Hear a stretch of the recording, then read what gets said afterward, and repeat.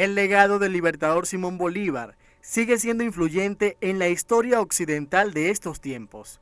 La BBC de Londres lo catalogó como el líder prominente del siglo XIX.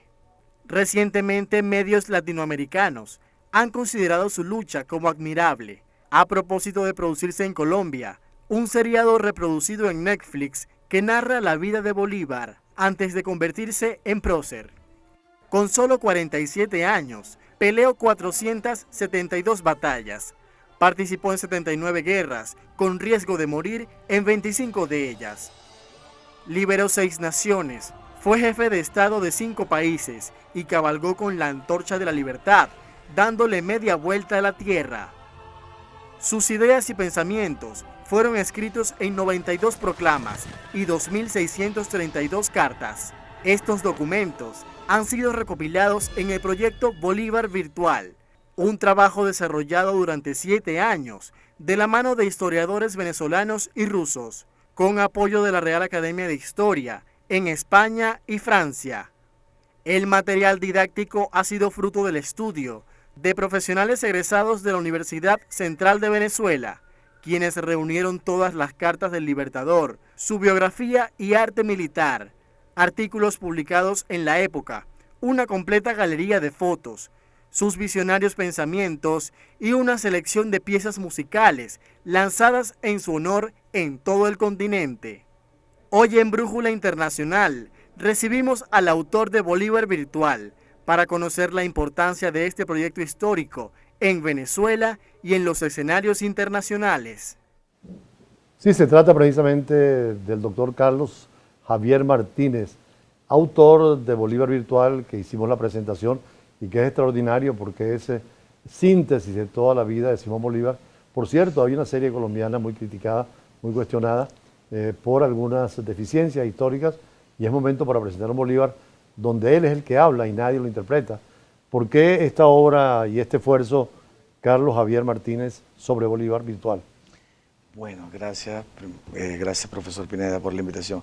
El porqué del esfuerzo era porque era el esfuerzo necesario. Nosotros iniciamos hace aproximadamente 20 años, yo fui alumno del profesor Germán González Oropesa, sacerdote jesuita, extraordinario historiador, un ser humano mágico, y siempre me hablaba de Bolívar. Decía que Nietzsche citaba que el ser humano lo define el contexto, lo define el pensamiento, y un país como Venezuela, mágico, fue libertado por Bolívar. Este hombre extraordinario intentó unificar las 5 naciones y libertó a Venezuela. Venezuela es el país más rico del mundo, entonces era imprescindible tener a Bolívar al alcance de todos. Y de ahí nace la idea de Bolívar hace ya 15 años, nos llevó 7 años en lograrlo. ¿Qué aspectos desarrollan ustedes allí? Además usted es ingeniero especializado precisamente en computación. En computación. Y ha hecho todo este esfuerzo uniendo a su vocación histórica, ¿no? Sí. Llevar la información de Bolívar era imprescindible a todas las personas que lo necesiten, políticos, nacionales, internacionales, y el factor tecnológico era indispensable. Para eso tomamos a Bolívar con tecnología de punta y decidimos que podía estar tanto en las redes como en la computadora más sencilla como en la más compleja, y la abarcamos todos los aspectos. Como usted citó ahorita, importante, nosotros no hicimos una interpretación de Bolívar.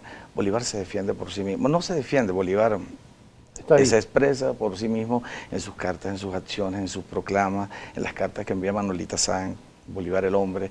Entonces, el aspecto militar tan importante, en la Academia de las Américas, donde entrenan las Fuerzas Armadas norteamericanas y casi todas las Fuerzas Armadas de Latinoamérica, todas las estrategias de Bolívar son estudiadas en la Academia de las Américas.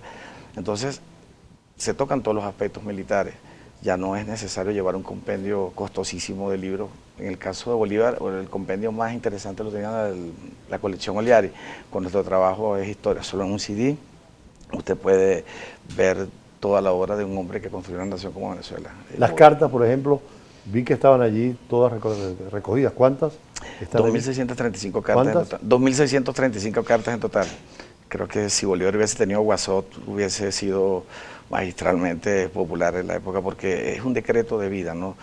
No solamente desde el punto de vista histórico y lo que le llevó el periodo preindependentista, sino desde el punto de vista militar. Bolívar fue un masón extraordinario. Pero los masones trabajaron mucho en apoyo a la independencia sí. de América Latina en todo, en Europa y en América. Sí, sí, y cuando revisamos las cartas bolivianas, las interpretaciones que son válidas y algunas justas, algunas hasta interesantes, otras no tanto, vemos que la influencia masón en los países del mundo es determinante para su conducta, para su definición política. Entonces, es un principio fundamental de ética, ¿no? Conocernos, integrarnos, como le citaba anteriormente, como le diría Nietzsche, ¿no? El contexto define al individuo, y si tienes un contexto definido con un pensamiento bolivariano claro, diáfano, cristalino, puedes hacer la diferencia. No, y Humberto Eco, el escritor italiano, decía que no hay texto sin contexto. El texto está allí, pero también hay que poner el contexto en el cual el libertador se mueve, que es lo que usted dice, las circunstancias propias de esa época. Sí, las circunstancias propias de esa época y las circunstancias propias de la nuestra. Hace no unos pocos años leía a Martin Luther King y citaba que no le molestaba las actitudes de la gente mala, le preocupaba la indiferencia de la gente buena. Sí, ahí está, alguien decía también que lo malo del mundo no era el hecho de que los malos actuaran, sino de que los buenos no frenaban al mal o no actuaban en ese lugar. Así es, y la diferencia la puede hacer Bolívar, citando, es que estamos en, me encanta tener esta conversación con usted, porque citando a Mandela, Mandela decía que un hombre justo hace la diferencia. Si revisas Bolívar, lo entiendes, ves las decisiones, algunas muy difíciles, entonces empiezas a tomar decisiones, y el mundo está fundamentalmente basado en decisiones justas y injustas, pero decisiones. Bueno, una de las más polémicas, y usted hace mención allí, es precisamente todo lo que fue el problema con Miranda, el hombre que venía con la mentalidad europea, el general que quería ejército, y aquí que estábamos apenas levantando un ejército, y Miranda creía que era bochinche, desorden, y el tema de la entrega a los españoles que muchas veces se llama la Bolívar. Así que son capítulos en los cuales hay que ubicarlos en el tiempo y en el espacio donde sucedieron. Sí, sí, absolutamente, bochinche, bochinche, esa gente solo sabe bochinche, citaba Miranda. Así se fue de La Guaira preso ya a La Carraca, ¿no? Sí, preso a La Carraca y con una postura bien digna, bien hidalga, ¿no? Entonces... Por cierto, la versión colombiana en eso es un poco injusta sobre Bolívar. Primero porque el acento es muy colombiano y es incómodo para sí, nosotros escuchar a muchos patriotas por un problema de acento. Después algunas fechas históricas no bien referidas, se obvia, por ejemplo, la declaración de independencia del 5 de julio, y veo que en su documental y en su material audiovisual hay todo el seguimiento cronológico de la vida de Bolívar. Ah, sí, sí, extraordinario, y de una manera mágicamente detallada. Hablo mágicamente porque nosotros podemos asumir a Bolívar de una manera, si se quiere, hasta elemental, y banal, y no es así. Bolívar, como le digo, tiene un contexto de desarrollo histórico que tenía una consecuencia realista de acuerdo a la necesidad que tenía el país. Nuestro compendio lo encontramos literalmente igual en la Real Academia de la Historia de España, en la Real Academia de Historia de Francia, y el desarrollo de la cronología es matemática. Cuando he tenido la oportunidad de escuchar sobre la serie de Bolívar, sería interesante tener una reunión con ellos y compartir algunos tipos de criterios. No, y con la distancia, pues el personaje histórico se ve mucho mejor también.